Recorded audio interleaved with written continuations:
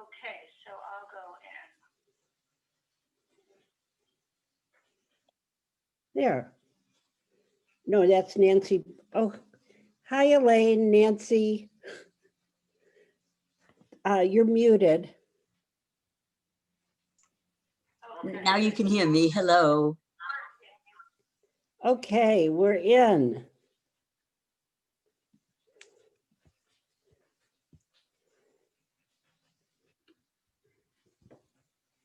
Hi, Bobby.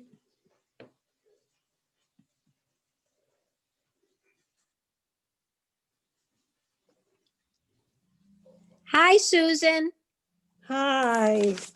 So nice to see you. I know, it's so nice to see you too. This is quite a celebration. Yeah. Good to Yeah. be. Good to be here. Then it's not loud enough. What's This going was a on here? very good idea to not have to admit people, but just have them arrive. Good call, Donna. Oh, well, Michael too.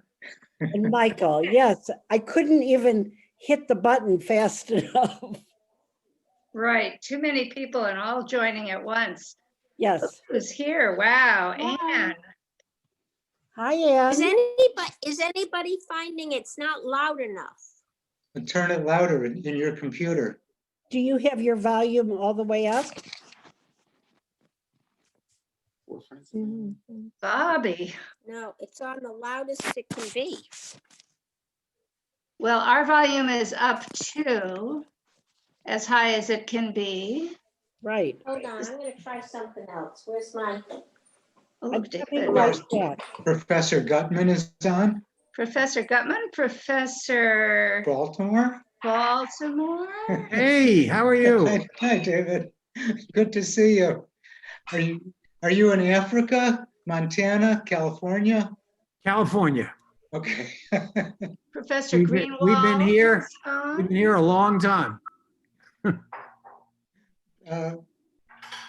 This And is you? wonderful. For us, this is wonderful because this is people from every part of our lives. You know, we both have big families and we both have lots of friends and associations of various kind. And then we have some friends of friends who are joining. So welcome, everybody. We're going to wait a little bit longer to get started. Yeah. All right, Alice is coming. Great. Cindy, oh my goodness. It's so nice to see everybody's faces.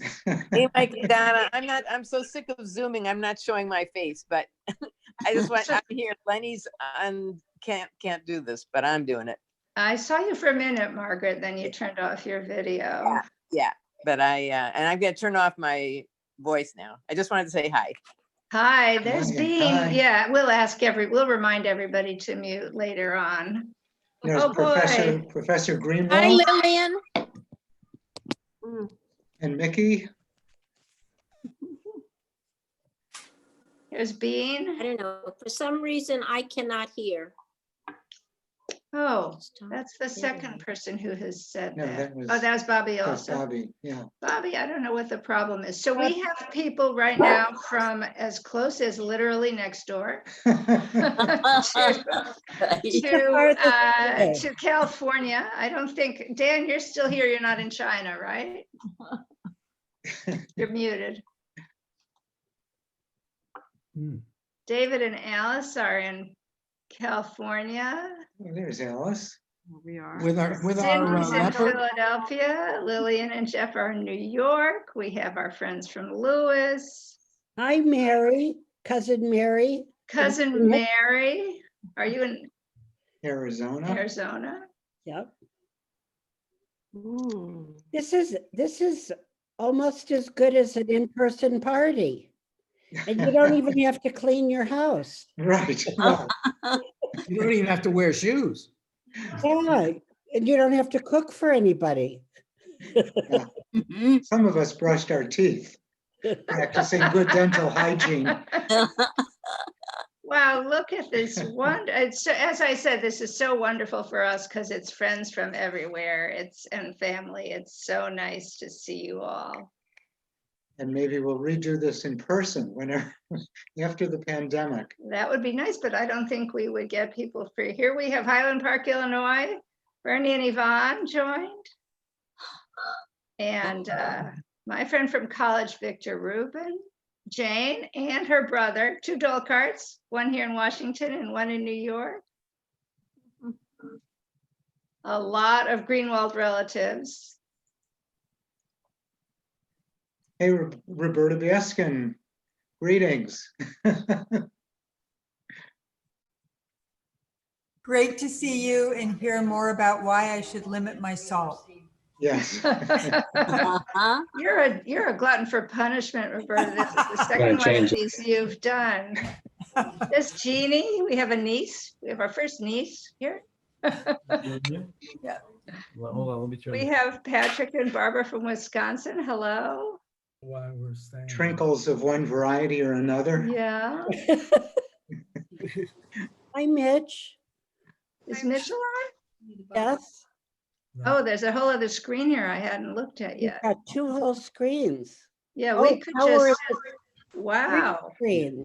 Yeah, I'm gonna have to leave and come back on. I'm doing it wrong here. One We second. don't mind, Okay. whatever. We're just so Hello. pleased you're here. Well, oh, you know what? I forgot something. Hold on one second. You guys have to, I don't know if you can see on page 2, our next door but one neighbor, Eric, and his new puppy are here. Hi, Petunia. Petunia. And Petunia looks Can you see better. Petunia? She is just right. She is the absolute cutest thing. You could eat her up. She was- As you're giving your talk, I'm gonna go and get a hammer and smash these. Okay. For the ninth night of Hanukkah. Well, we should We should get start started. uh, Well, what time is it? in Yeah, the interest of efficiency, yeah. because I know everybody has big Friday night plans. Oh, we have another, now we have a nephew. David joined. Hello, David from California. Hi, Well, Dave. let's start by thanking Susan Yes. for my sister Susan, who some of you may not know, we're brother and sister, for hosting this and dealing with Zoom. And she'll have very important duties as we move further. Right. But And was- she's in Colorado, so we did have to deal with the time zone. it was my dear wife's idea to organize this. And she said it would be an interview. I fear it might be a roast. No, no. I'm not sure. Now I No, know. we won't hurt you too bad here. All right, so here's how we're going to proceed. First, I'm going to ask Michael some questions, and then we will do audience Q&A, and we'll try to leave plenty of time for audience Q&A. And so in the meantime, if you want to put questions into the chat, you're welcome to, or as you're thinking of them, or if you want to give your questions in person with your voice, we'll use the raise your hand feature. I can find it. I don't even see it here. Hopefully we'll find it. And then we'll call on people. And then we'll call on people, Oh. right? We'll figure out a way to call on people. Okay. Yeah. So Susan, can you mute everybody, or does everybody have to mute themselves? Well, I can. Okay, so, but please try to stay muted, except if you're talking during the Q&A. Thank you. All right, so, I'm gonna pretend I'm, The Food and Drug Administration, Congress steps in and says, oh, but there's controversy. And so those are the 2 wars that I get into in the book. okay, so you did a good job, I have to say, of summarizing that. Thank you, honey. Yes, dear. So I have a few, because I know, not everybody reads books in general, and even there are people in this group who have not even read this book. I know that's a shock to you.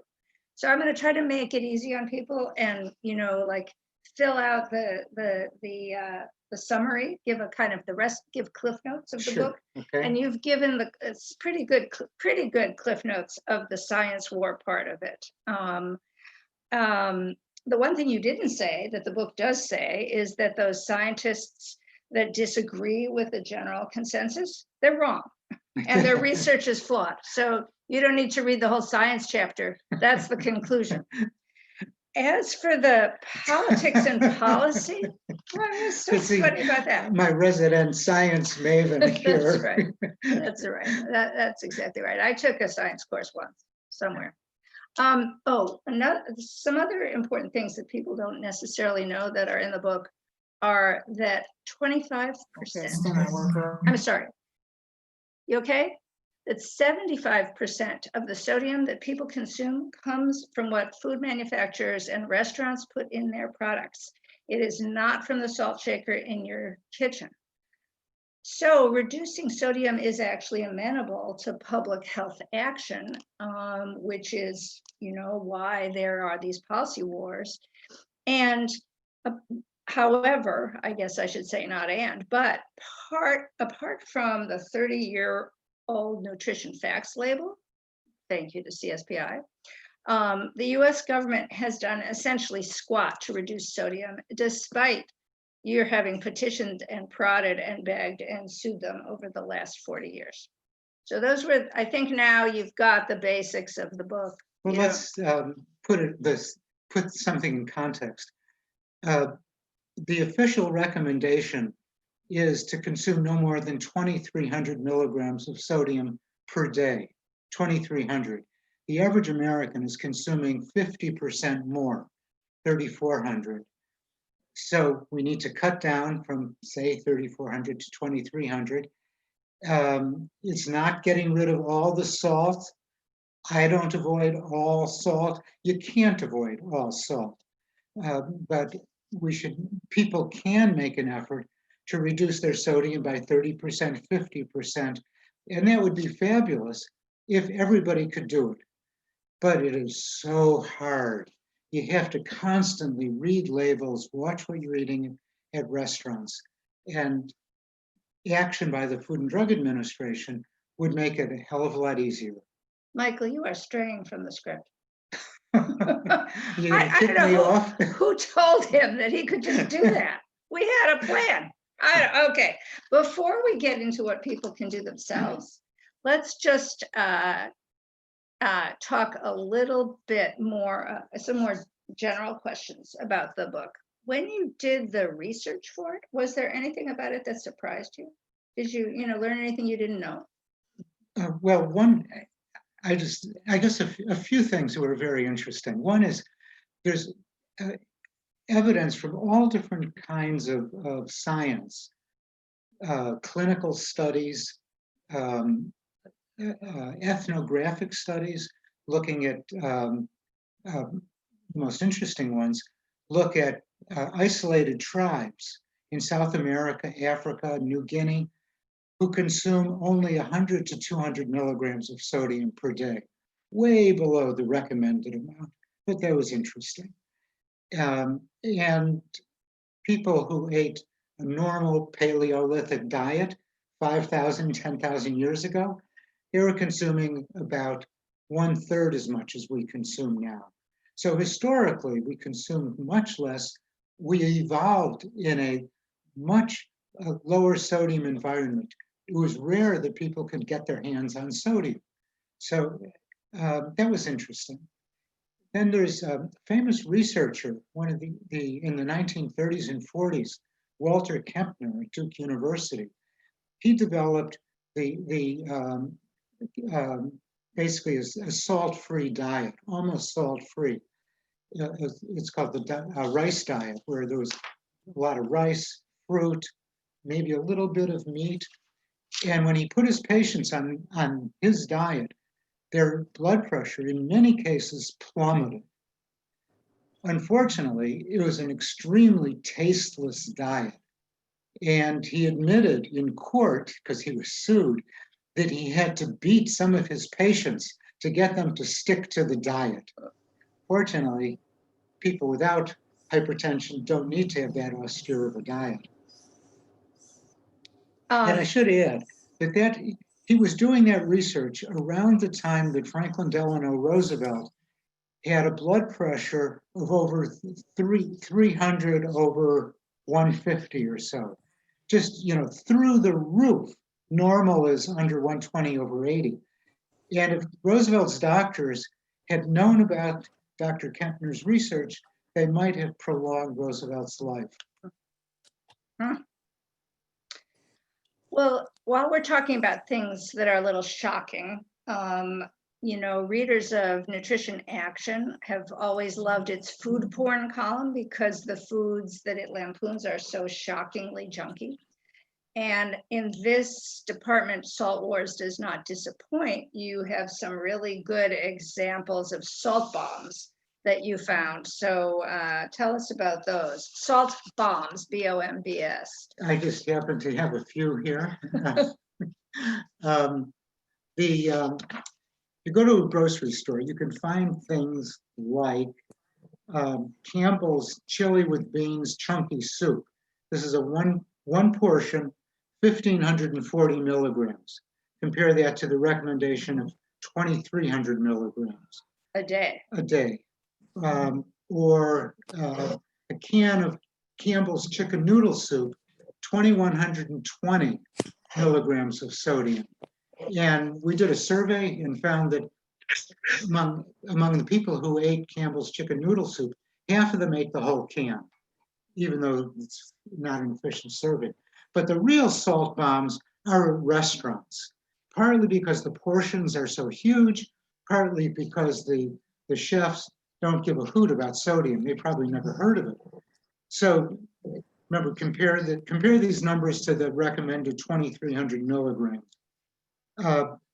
Chili's restaurant, honey chipotle crispers and waffles, 4,730, twice the daily recommended level. If you go to Denny's and have a grand slamwich with bacon and bacon cheddar tots, 3,920.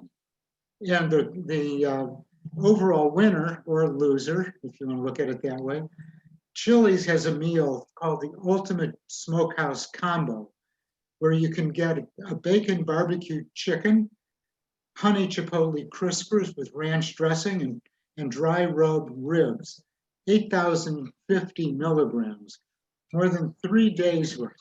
It's just, and it's a huge amount of food. I don't think any of us on this call could eat that much, but some people clearly do. So, when you go out to eat, forget it. All bets are off. All right, let's talk a minute about the science. I thought that you really bent over backwards in this book to be even-handed about it. The worst that you called those scientists was contrarians and maybe sodium skeptics. Please mute everybody. If you're not muted, please mute. And so I'm talking about the salt scientists or the sodium skeptics, these scientists. So what I want to know is, what do you really think? Because you pulled your punches in the book. Well, I did. I really tried to be objective about them. And I initially thought that the opponents of reducing sodium might be getting a tremendous amount of funding from the salt industry or Campbell's or Chili's or any of the food industry. And I was surprised that there really is relatively little money coming from industry. So it's something else. And I think these are bona fide scientists. They're not quacks off in left field. But I think maybe they've succumbed to an intellectual bias, where they started their initial research showed that reducing sodium increased the risk of heart attacks and strokes. And they just backed that up time and time again by doing flawed studies. They were inherently flawed. They've been criticized for 30 years, and somehow they got funding to keep doing those same studies. And the key flaw is they didn't measure sodium intake accurately. So they might do a 5 or 10 year study of thousands and thousands of people, as large as 100,000 people, so a huge study. And they measured sodium once on the first day of the study. And they didn't even measure a whole day's worth of sodium. They asked, the way to measure sodium intake is by measuring sodium outgo. You collect people's urine for 24 hours. And a good study would do that 5 or 10 times over the course of the study. These people, these researchers, asked people to pee in a can once, just once, not 24 hours. Uh-huh. And they converted that once using a formula that's flawed to 24-hour urine. But that's not representative of what these people consume every day for 5 years. So the research is just inherently flawed, and I slam them on that grounds. But most of them wouldn't talk to me, and I don't know. They've endured so much criticism, berating from their peers over the decades that I don't know how they really feel, but they really should retract the research. And last year, I think what was a key occasion when the National Academy of Sciences dismissed their research, just dismissed it, essentially out of hand. And I'm hoping that that will end the war. It probably won't, judging from past as prologue, remember, and right on the National Archives. But hopefully that will end the controversy. And I should say, if I can continue, that controversy has been fueled by the New York Times, the Washington Post, Forbes magazine, very respected media who ran editorials and articles giving credence to this absolutely lousy research. Well, I was surprised by your not being able to trace much industry funding of the contrarian studies. I thought that was a pretty interesting finding too. I guess there will always be contrarians. All right, well, you said before, let's talk a little bit about individual actions, what we can do, and diet. And you said before how hard it is to keep your sodium intake at 2,300 milligrams or less a day. So how much sodium do you consume? Well, I actually kept track for several days. And I came out with I averaged 3 days together, and it was about 2,000 milligrams a day, which was very reasonable. Remember, the goal is 2,300, but a good way to figure out how much you should consume is to recognize how many calories you consume or should consume, because some of us go overboard. And then for the average person, it's around 2,000 milligrams a day or 2,200. And that's about how many milligrams of sodium we should consume. So figure 1 milligram per calorie, 1,000 milligrams per 1,000 calories. And that same rule applies when you're shopping. Look at a nutrition label, and it doesn't work for every food. Soups are an exception, but try to keep it at 1 milligram per calorie. So a serving of salad dressing or pasta sauce or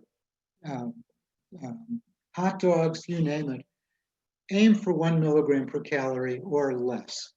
So I want you guys to know that Michael gave me that rule of thumb some years ago, and I think that was seriously one of the most useful things he ever told me. And what does that say about our marriage, my dear? Yeah, okay, let's not go there. All right. So you were consuming about 2,000 milligrams a day, but I'm going to quote the Washington Post review of the book, for which I will add, there's always a behind the scenes story. And in this case, we have a behind the scenes story of a dear friend who went to great lengths to get that review placed. So thank you very much to Ron Collins. But this is what the review says. If high blood pressure caused double chins, sodium reduction advocates might stand a fighting chance.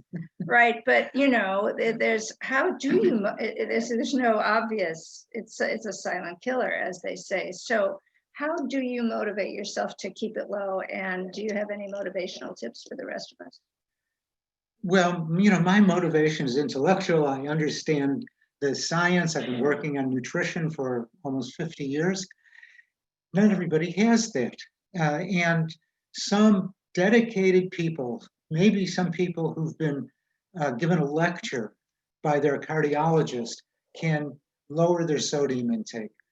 But, so you have to read every label. And even I have been fooled. I've been enjoying frozen shrimp, and I didn't read the label. I assumed packages of frozen shrimp contained frozen shrimp and nothing else. But it turns out that they are infused with salt. And so they have very high levels of sodium. I think 700 milligrams per serving and maybe 150 calories per serving. So crank that into the formula. So that's why we need government action. We need the government to set rules to reduce sodium levels. Before we get to the government, let's just finish talking about what individuals can do. And I count 5 recommendations in the book about what you can do to reduce your sodium intake or keep it down. 1, read the food labels, as you said, and compare different brands of the same food. 2, cook at home more. 3, use lower sodium salt. 4, use fewer processed foods. And 5, eat out less. And when you do eat out, eat smaller portions. And you even suggest taking half home in a doggy bag, which I know our dog Oliver is a great supporter of. But let me ask you about these recommendations. First, the salt to use. There's sea salt, kosher salt, light salt, flake salt, fleur de sel, Himalayan pink salt, pickling salt. It's confusing, to say the No least. kidding. Is this just a marketing gimmick to Much get of it- people to buy more salt? And is there a difference between Well, the health food industry loves these natural salts, the Himalayan pink salt and fleur de sel, and compare the prices, and you'll see why industry loves those salts. You can get it typically at health food stores. Nutritionally, almost all of them are essentially the same. Sea salt, the much vaunted sea salt, has as much sodium as regular salt. There are a few exceptions, but in general, and there's been one great study, a taste study of, and I forget what, a university in the South, where they examined about 30 different kinds of salt with taste test experts, and they found people couldn't taste the difference. There's a Hawaiian lava salt where it tasted slightly different. The kosher salt is just sodium chloride, but the crystals are a little rougher. And so per teaspoon, teaspoon of kosher salt has about 20% less sodium than regular salt. And the best kind of kosher salt is Diamond Crystal. It's the only brand I know that uses a certain way to produce the salt that reduces the sodium content by 40%. So a teaspoon has 40% less sodium than a teaspoon of regular salt. Of course, it provides 40% less saltiness. So you kind of get what you pay for. There's a different kind of salt that you can easily find at the supermarket is light salt, where anywhere from 1/3 to 2/3 of the sodium chloride has been replaced with potassium chloride. And potassium is actually good for your blood pressure, good for your heart. And so a teaspoon of that would have half as much sodium, but a zillion times more potassium. That's actually what we tend to use at home. What about cooking more at home and using fewer processed foods? That seems, people have certainly been doing that. Donna's talking about cooking more at home. Could you mute everybody? Thank you. It seems like people have been doing that during the pandemic. Do you think Yeah. that we're going to see a short-term positive effect on sodium intake because of that? And what about in the long term? Might people change their habits? Well, I think maybe a little, certainly a little in the short term. People are cooking more. I've never seen data on it, an awful lot of people are just ordering groceries for delivery. Once the pandemic is over, I think people will go back, they'll be so thrilled to be able to eat out, stop eating their own cooking, and enjoy different cuisines. So I think we're going to be back to status quo ante, as we say in Latin. That's you and I, when we speak in Latin. Yes, our regular Latin conversations. So, but people don't like the message especially the message to eat out less.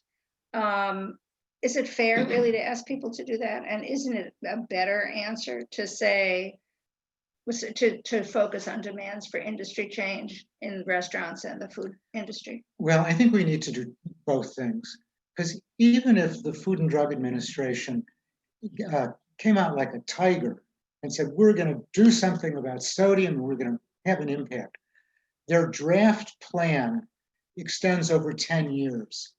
So even if they take their planned action, people still will need to protect their own health.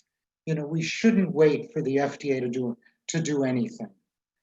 We need to follow those, several guidelines of cooking more at home, using less salt when we do, using fewer processed foods, eating out less often.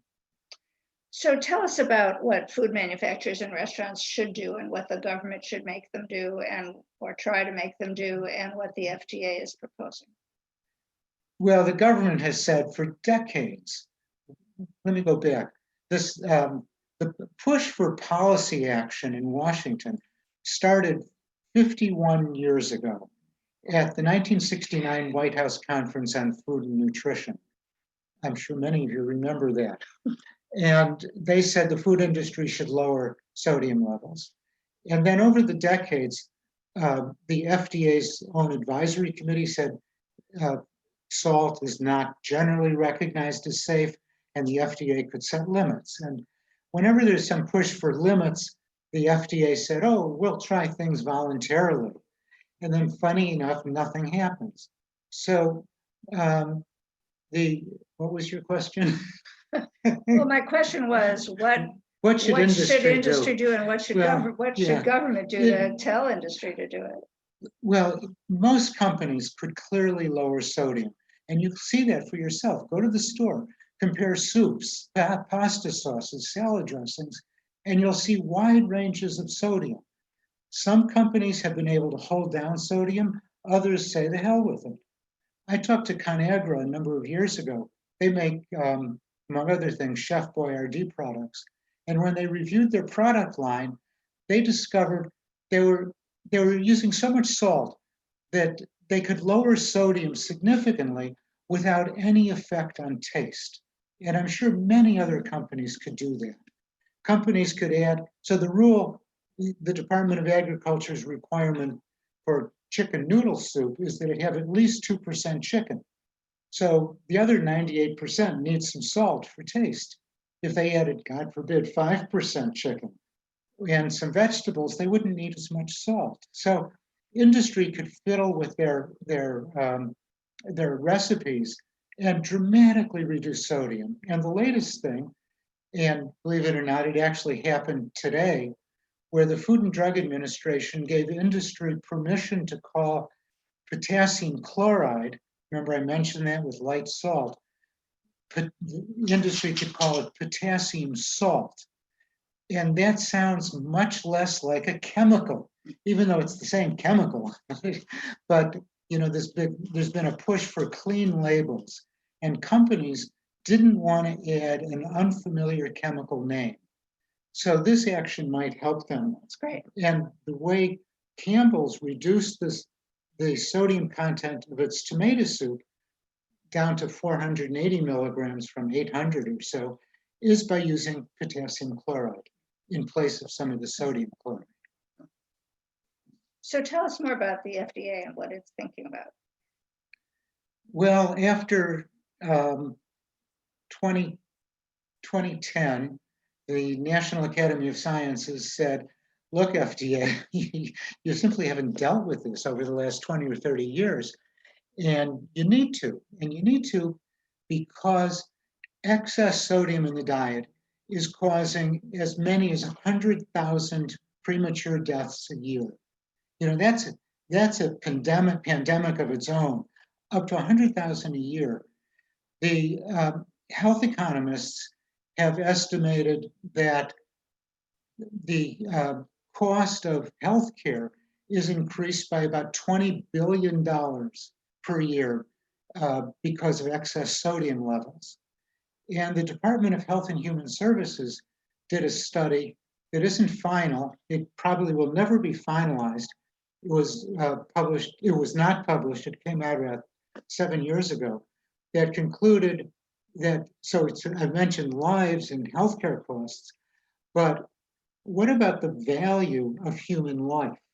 So somebody who's cut down because of sodium at the age of 65 still might have 20 or 30 years, 40 years even now, of life to live. And when they tallied up that cost, they figured about that those lives were worth over $3 trillion over 20 years. So the costs are enormous. The National Academy of Sciences said, cut the salt, FDA should regulate. FDA said, okay, we'll do something voluntarily. It took 6 years, 6 months before the Obama administration ended, the FDA proposed, so proposal, not final, voluntary, not mandatory, limits on sodium in 158 different categories of food. It was an enormous undertaking. And so for the past 4 years, that's just sat around. Trump didn't do anything, even though 2 years ago, his FDA commissioner said, we're going to do something we're going to finalize those proposed guidelines by 2019. Unfortunately, several months later, he quit. That was Gottlieb. Scott Gottlieb, yeah, who's been in the news regarding the pandemic. So, so we have to hope that Biden gets the FDA to at least finalize those sodium limits, and then their 2-year goals and 10-year goals. And the 2-year goals, you know, we'll have to see if those would reduce sodium by 10%. We have to see what industry does. That'll take another 2 years.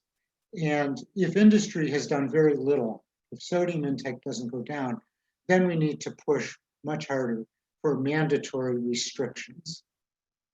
Now that's one approach. The other approach is what Chile, Uruguay, Mexico, and Israel have done, which is to put warning notices on the fronts of packages that contain excessive sodium, sugar, saturated fat, or calories. And if a food contains 3, say, of those undesirable nutrients, it has to have 3 of these warning notices. So that's very attention-getting, and companies have reformulated like mad. So that's something In those countries. In those countries. And those warning notices are like stop signs or something bright red, something. In Attention. in South America, those are all stop signs with a black outline. In Israel, it's I don't remember if it's red or black. And then Israel also has a good food logo, which I think makes sense also for foods that meet certain criteria, and that's voluntary. Do we know yet whether those methods have been successful? Have they worked? Chile is the only country in which they've been active long enough, and there we know that they have worked. That's where reformulations have occurred, you know, across many categories of foods. And why do you think those countries have been more successful in making that happen? There's been kind of a coalescence of scientific researchers, physicians, and a favorable government, and community pressure from nonprofit organizations. There's been pressure, there's been action in Britain also, and there, under the Labour government, there was progress, very significant progress, from maybe 2006 to 2011. Then a conservative government came in, and there's been no progress whatsoever. They essentially dropped it. Oh, right. And now I'm remembering that in Britain, it's slugs, right? That's their. That was their their PR effort. campaign, right? They had Sid the Slug was their spokes characters we call it in the PR industry.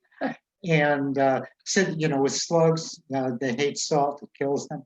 So Sid the Slug was a great character, and the government really pushed with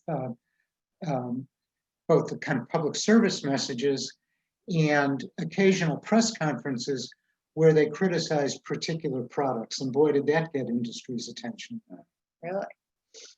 So what's on your wish list for the Biden administration and sodium after finalizing this rule about voluntary sodium guidelines? After, if you could get that, then what?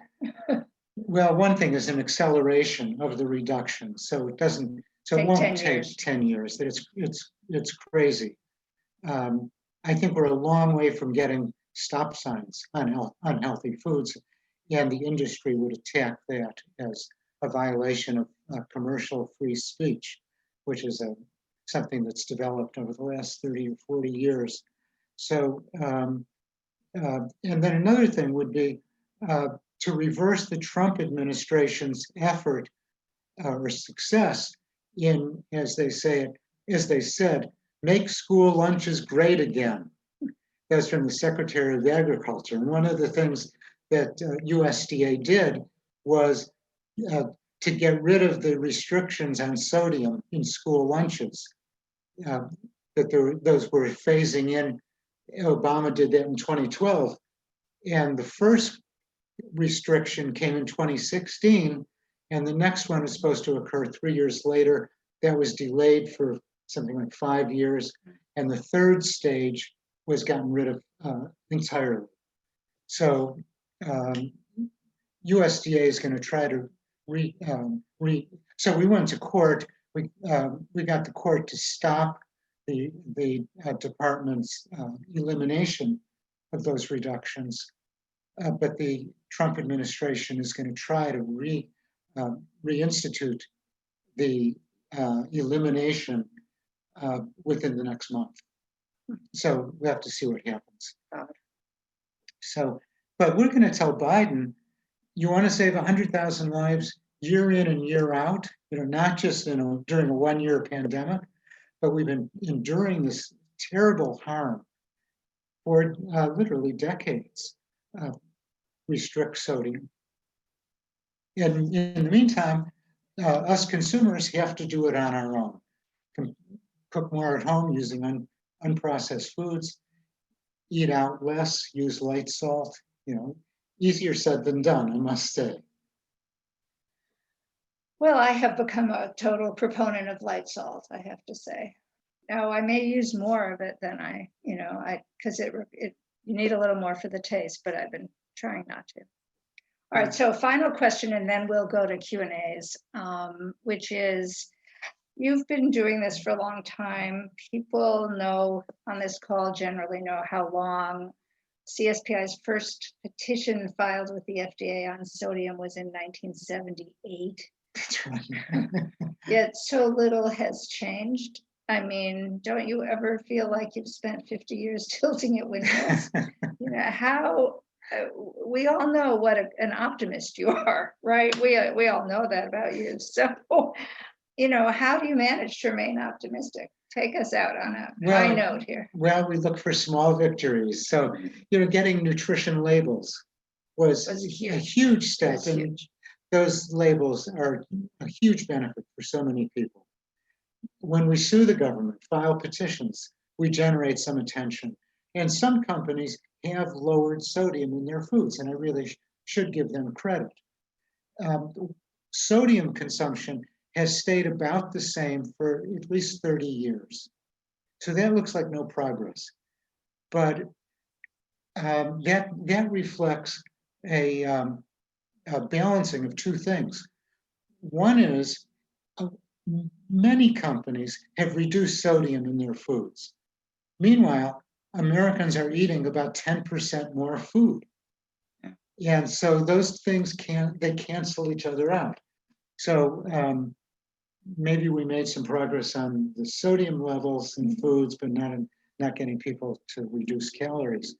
So, what I guess I do is, so between filing those early petitions and lawsuits around 1980, where the government that did require that about half the foods have nutrition labels, very unreadable ones, but at least they were there.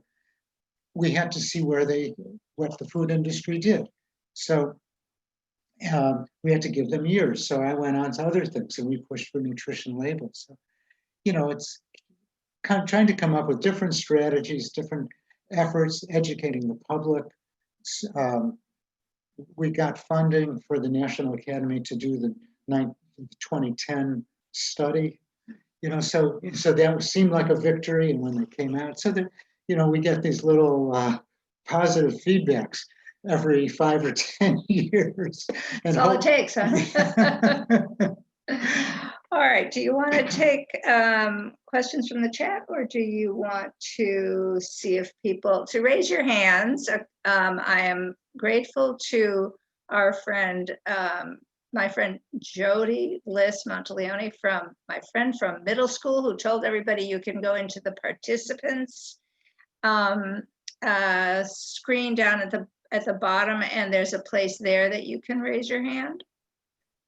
So that's one way to do it. But I see David Baltimore has his hand up in the old-fashioned way. So David, unmute yourself. And I should let people know that David was my thesis advisor, first at UCSD in La Jolla, and then MIT. And David and Alice, who's over there on the right-hand side of your screen, just both huge influences on my life. And David took me to MIT with him, and Alice took me to the jail back in 1969. Remember that, Alice? I don't think I knew this story. All right, well, we'll have to hear about that. Yeah. So anyhow, David has a question. I think his time is up. Should we go? I always learn from Mike, so I want to learn. I don't know a whole lot about salt physiology, but it seems to me that when you take a lot of salt, like you eat a salty meal, you then get thirsty, you dilute the salt, and you pee it away. And presumably you go back to some appropriate level of salt. Why doesn't that work? Why if you eat too much salt, you use the word consume, but you don't really consume it because you pee it out. Why is that dangerous? Oh, No, you're now muted. muted. Okay. Thanks for telling me. You actually do consume it. It goes into your body, and then a variety of hormones maintain fluid balance in your body, and those hormones tell the kidneys, pee it out. Right. And over 30, 40, 50 years, in most people, that gets a little bit out of balance. And it's a cumulative thing. 80 to 90% of Americans once they get into their 70s and 80s, develop high blood pressure. And, so what did I say? It's genetics. Some people maintain a low blood pressure their entire lives. So I guess the molecular mechanism, I can't explain. And in any case, many of us who have high blood pressure take pills that keep it down. Yeah, and that's great. And that's one How do they solution. I mean, in that case, are we countering the salt? Yes, you're countering the salt, and Americans spend something like $20 billion a year on drugs to lower blood pressure, which is one reason. Some people have side effects from the drugs. You have to go to the doctor, and you have to go to the drugstore and all that. So it'd be better not to use drugs, but the drugs have been extraordinarily beneficial and effective and have really driven down rates of stroke in particular, and also heart attacks, fatalities. So I'm not on a crusade against drugs, just saying it would be nice if we could have a food supply and diet that was conducive to not having high blood pressure. And then, also you're very dedicated and you probably take those pills every day. I do. Maybe a third of people, half the people who have been prescribed hypertension drugs stop taking them because they don't feel any benefit. You just feel the same. So be better if we could prevent as much hypertension as possible through diet and by not be and weight control and not consuming too much alcohol. I don't want to pin everything on salty foods, but ideally use a whole variety of these approaches. Good, thanks. Here's a good question from the chat. Is organizing Zoom calls also bad for blood pressure? I think that's one for you. Anybody else Yeah. want to raise their hand? Carol, you need to unmute yourself. Okay. Thank you. So sodium chloride is bad and potassium chloride is good. Is there a difference in the cost? Is that why industry is adverse to changing it? Or are they just, it's too much trouble? Well, when I talked to the manufacturer of potassium chloride, the company sells it to the food industry, and he told me that the biggest barrier to getting companies to use it is that clean label issue, where companies, especially in the last 5 years, have been trying to avoid chemicals. They've been eliminating preservatives and artificial this and that. So they did not want to add the term potassium chloride to the labels. That's one thing. The other thing is that potassium chloride has a reputation for tasting horrible. And if you eat a little bit of pure potassium chloride, to many people, it does taste horrible. But when it's mixed with salt, it doesn't taste horrible. And most people can't taste the difference. And so look, Campbell's is using potassium chloride in tomato soup. I doubt that they had one complaint whatsoever. And I think their concern about the clean label is also exaggerated because Campbell tomato soup has said potassium chloride on the label for a number of years. Potassium chloride does cost a little more than regular salt, but there's so little in the food that, you're talking a fraction of a cent per serving. So if nobody else has a question, I have a second question, but I'll let other people go first. Want to Also, take one from the Donna- chat? Okay, Donna, Michael, there are questions in the chat too. I'll take Let's one. go back and forth. Okay, so here's one from the chat. I think I saw this was from Dibsy. What about in Japan where the diet is very salty? Is there a lot of hypertension there? Japan has been a hotbed of hypertension. People, especially in the northern part and rural part of Japan, consume something like 6,000 milligrams of sodium, very high levels of sodium. And the government has made a dedicated effort to reducing sodium. And stroke rates have come down. And Finland found the same thing. Finland had enormous levels of sodium consumption, heart disease. Beginning 30 or 40 years ago, they organized campaigns to reduce sodium and saturated fat levels, and they had a good deal of success, and their stroke and heart disease rates declined. Okay, Let's see, I'm looking for any raised hands.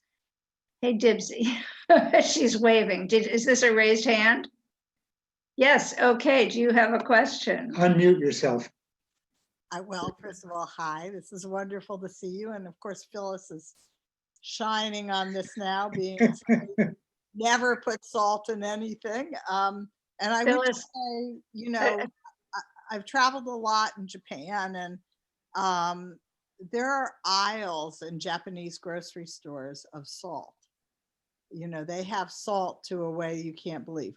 But you answered that question. My next question is, in these countries where they have put these warning labels on packaged foods, how are they dealing with the restaurant issue? Because I often go to a restaurant and I can't believe, like, the food is like ruined by how salty it is. How have they dealt with it there? It's tough, and typically regulations will cover chain restaurants, and not chain restaurants of 10 or 20 restaurants, stores or more.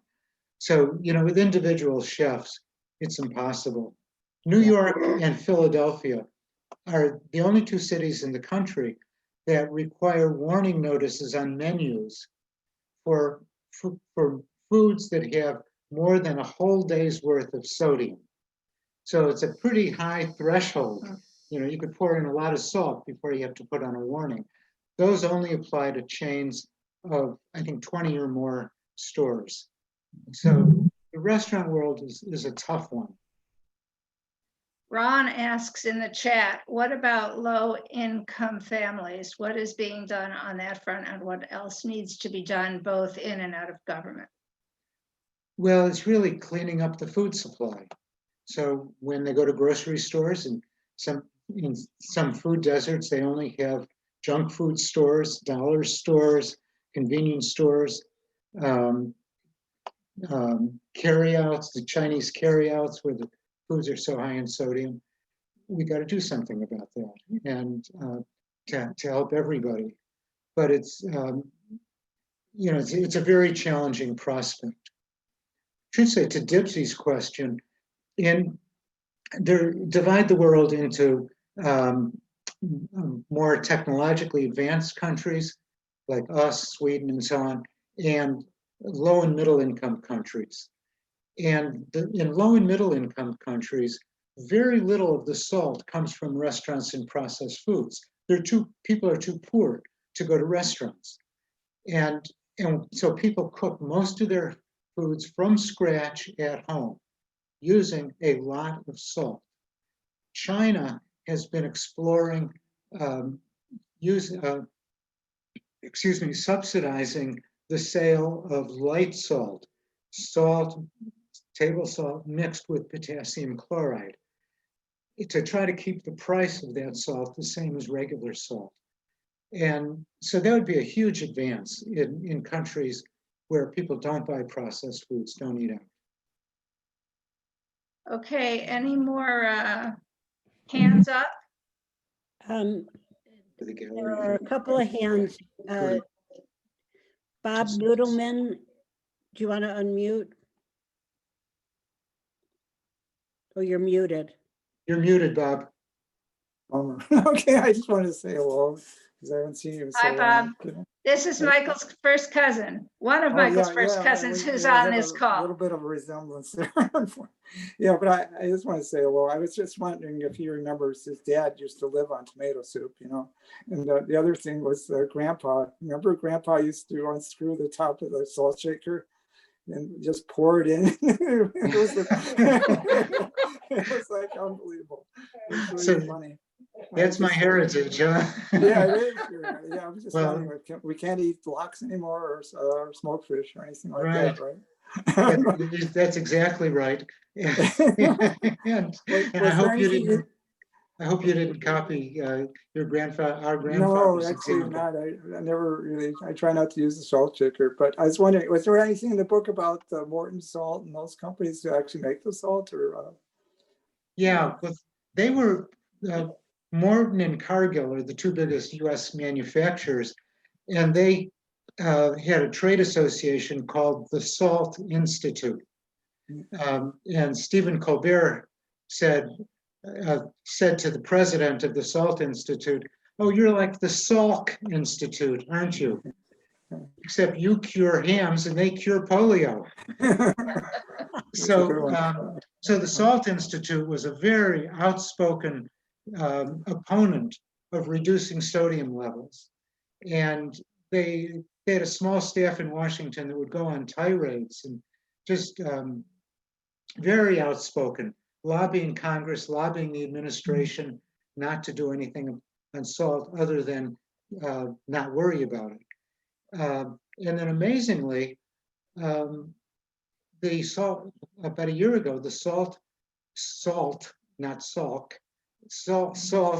Institute put a notice on its website saying it was folding its tent, going out of business, which is extraordinarily rare in the trade association world. And I hope that makes it easier to make progress on salt. Here's a question from the chat from our friends Patrick and Barb in Wisconsin. Two questions really. One, for those societies that have or had very low salt consumption, is there any evidence of adverse consequences? I assume you mean adverse health consequences. Now, let me answer that Okay. first. The answer is no. They have very low rates of hypertension, very little heart disease, and they live to expected ages, despite the primitiveness of their lifestyle. Whether I can't say that they don't. I don't know if there's no research showing they've had any adverse consequences to consuming very little sodium. And it's easy for them to consume very little sodium because there are no processed foods, there are no restaurants in the forests in which they live. Patrick's and Barb's second question is, if the flawed studies were not funded by the salt and food industry, who did fund them? Well, there are two main camps, two main groups of researchers. The American group has gotten funding from NIH, and other researchers, more mainstream researchers, can't imagine how that group continued to get funding, but we'll leave that an open question. And the second group is based in Canada, and much of their funding is from the drug industry, and most of their research relates to pharmaceuticals, not to food, and they may have done this sodium research as a byproduct, but they did not get, they get dribs and drabs of funding from the food industry, but trivial amounts. And the American researchers, the most outspoken one is Michael Alderman from New York. And he was an advisor to the Salt Institute for many years. And sometimes he would deny it, and sometimes he would admit that he took funding. He got only a few $1,000s a year. It's trivial to what he should have held out for and could have gotten. But just, it's a drop in the bucket. And I don't think that has had a strong influence. Maybe it had a little influence. And he told me that if he had to do it over again, he wouldn't have taken that funding, and that he tried to do good research. Questions? Any hands up? You turn to participants. Oh, I don't know how to do that, really. I don't see any hands. Hand. No, Yeah. no, there are no hands there. So let's go to another chat. Well, are there any hands, in-person hands here? You have to go to another screen. No, yeah, all right. I don't see any on this screen. Keep waving if you have a question. Wave if you have a There, question. whoa. Did we pass one? We passed one. Okay. Oh, Katie Shawinski. Katie, this is Michael's niece, everybody. One of Michael's nieces who's on this call. The lovely Katie Shawinski. This is so fun. Thank you so much for doing this. And it's good to see everyone. I don't have a question, but I wanted to share something about salt. I cut out salt from my diet this summer I was like Grandpa Nate. I would just pour it on my food my whole life. And I've also had a history of bloating. And so I thought, I'm going to cut out salt and see if the bloating goes away. And sure enough, it did. And I also started to taste other flavors. Like I started seasoning with paprika and cumin and pepper. And it tastes so much better than salt. But the interesting thing is I did a video about it on my YouTube channel. And it's one of my most viewed videos. And I named it How to Reduce Bloating. And people are so interested in this.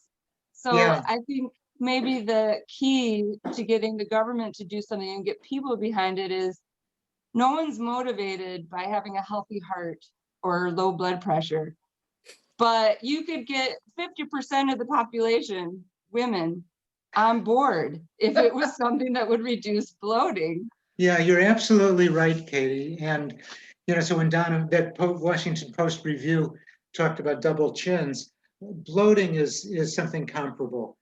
And generally it is women who talk about it, but it's not, I don't think there's any scientific research on it. And to persuade the government to do something, you need scientific research. But I hope your video gets huge attention, and tell everybody that I didn't pay you to give your little statement. Question from Bernard Birkin. I want to make a comment as an old Jew. What's talking to me? What? A comment as an old Jew. Growing up on the west side of Chicago, there were 120,000 immigrant families. Virtually all of the families, the mothers every day salted the meat as a koshering ritual. I wonder if anybody ever made a connection between that ritual that occurred every day and the high blood pressure or even diabetes in the Jewish community. Well, I think every community had very high levels of sodium. If it wasn't from kosher meat, it was eating Polish sausage or calzone, or that everybody was eating really high sodium content. So, and everybody was developing high blood pressure. So, but the koshering process really has never been singled out as being especially horrible.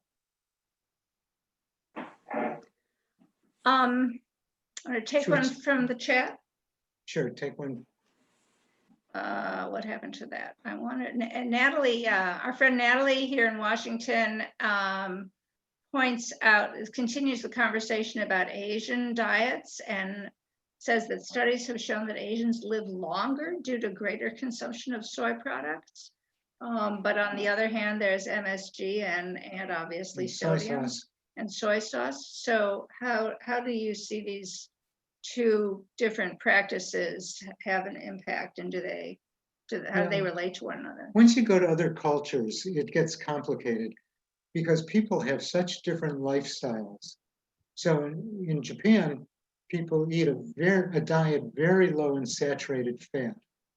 In rural China, they may eat more saturated fat, huge amounts of sodium, but also exercise a huge amount. And many people are on the brink of starvation, so just not eating that much food. So you kind of have to balance these different factors, and it simply gets complicated. Should we take just a couple more? Couple more, yeah. And let people go out to the theater, whatever they're going to do tonight? Yeah, right, exactly. Anybody want to raise their hand? And keep it up while we scroll Yeah, from we screen have to to screen. scroll a little. Scroll, baby, scroll. Jody has a question. Jody, unmute yourself. I just did. I put a big question to you, Donna, and you can look at it later if I leave anything out. But my bottom line is I've given up a lot of things over the years. And so now I'm working on salt. And I thought I would give up all salt, but I found that I need matzo brie. I need salt in my matzo brie. But is the bottom line, should we all be eating a plant-based diet? Yeah, we should be certainly moving in that direction. I had a feeling that's what you're gonna say. I didn't want to hear that. Well, with diet, you don't have to be a perfectionist about it. You can. So I made matzo balls last week, and I used salt. I used the light salt, so that cut sodium down by 50%. You can, when you're cooking from a recipe, use less salt than the recipe calls for. So, there are various things you can do. You can have, unlike what Bob, you can have lox once in a while. And we each have our special foods that we don't want to give up. So, but the higher your blood pressure, the more you want to keep it down or lower your blood pressure, the more of a stickler you'll want to be. So I hate to cut anybody off. I see we have 3 hands up through the raise your hands function, which we talked about and then didn't really use. Eric, Osher, and Liz. Yes, so do you all still have, and Elaine? All right, let's see if we can get these in. Eric, do you want to start? Do you have a question? Okay. Yeah, this is so interesting, Michael and Donna. I recall reading a couple of years ago, it might have been in the New York Times, that lowering salt intake in addition to its hypertensive benefits can also lower the incidence of headaches. Is that junk science or real? No, that's real. And that was seen in a couple of very well-controlled studies. Doesn't get rid of all headaches, but it helps very significantly. Good, thank you. Osher? Where'd you go? Yeah, There I'm you on. are. Hang on a second. I'm muted. Hi, so good to see you, Tim. I missed the first few minutes, I think, so if it was already covered, but I was kind of wondering a little bit about the diagnosis of high blood pressure, and I have had the experience over the last few years of going and having my blood pressure checked. Maybe it was an annual visit at a doctor's office, and it was somewhat elevated, or like maybe 130/80 or 130/90, and recommending medical treatment for that. And then I would be repeating it over different periods of time at different times of the day, and sometimes it's normal. And I was just wondering how immediate sodium intake affects your blood pressure, and if you're saying rhythms during the course of a day, or digestive cycles. If it did affect your blood pressure kind of immediately, it would be very little. I think anybody, whenever you're getting your blood pressure checked, it's really quite variable, and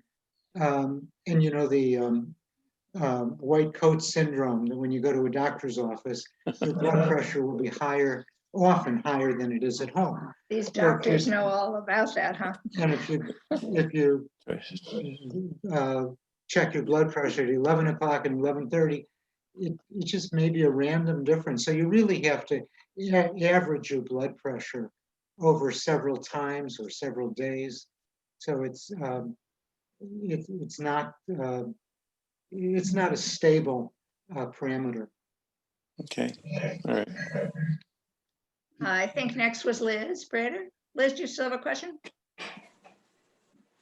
I just put it in the chat. I just wanted to say congratulations. Great work, Michael. Thanks for doing this. And Donna, you're a great interviewer. Thank you. Thanks, Liz. Thank you very much. Liz is my friend from college. Can't wait to see you again. And Eric lives 2 doors away. Elaine lives right next door. And Osher is in Oregon and is so Michael's Elaine, cousin. Yes, Elaine is next. You had a question? Yes, I did.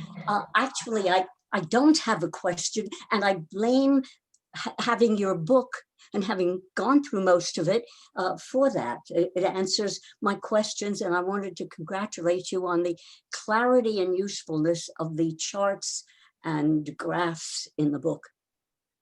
Well, thank you. Thank you, Elaine. Makes it easy to read and look up the information you're interested in. For example, what should I buy in the way of whatever food?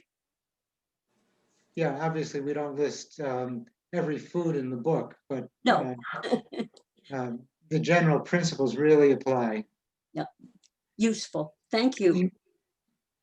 Okay. I think, yeah, we managed to keep this to an hour and 15 minutes. I don't think we hit all the questions in the chat, but you know how to reach us if you want us to follow up. Ask him. I get enough emails. No, I'd love to hear from you all. This has been really fun for us, don't you think? Yes, fun for us. And yeah, and some of you actually stayed awake. So yeah, Yeah, good. no, it was great. Yay. And a special shout out to my sister Susan for her masterful control of Zoom. And Thank you both so much. Great job. Wonderful. Bye, everybody. Bye-bye. Hope to see you in person one of these days. Bye-bye. Bye. Thank you. When's the next interview, I wonder? Bye. What a great evening. Oh,